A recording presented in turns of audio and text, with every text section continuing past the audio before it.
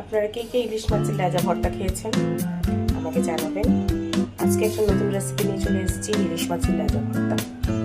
দুখানা লেজা নিয়ে নিয়েছি আমি ইলিশ মাছের, নুন মাখিয়ে রেখেছি। এবার আমি ভাজবো। কড়াইতে তেল দিয়ে দিয়েছি, গরম হয়ে গেছে। লেজাগুলোকে আমি ভেজে নেব, ভালো করে লাল লাল করে ভেজে নেব। লেজা দুটো ভাজা হয়ে গেছে, এবার আমি একটু তুলে নেব।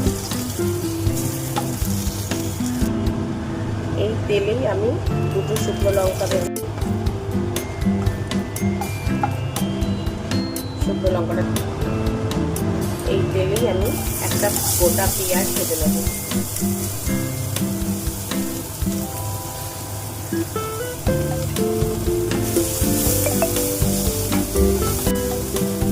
মাছটা ঠান্ডা হয়ে আসলে আমি মাছটাকে ভালো করে ছাড়িয়ে নেব।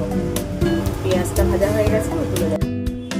এই যে ছাড়ানো হয়ে গেছে আমার লেজা দুটো, ভালোভাবে পুরো কাঁটাগুলো সুন্দরভাবে ছাড়িয়ে নিয়েছি।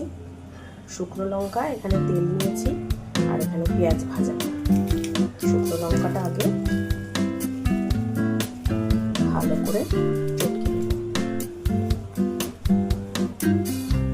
আমরা অনেকেই কাঁটার জন্য আমরা লেজা খেতে পারি না, এইভাবে রান্না করলে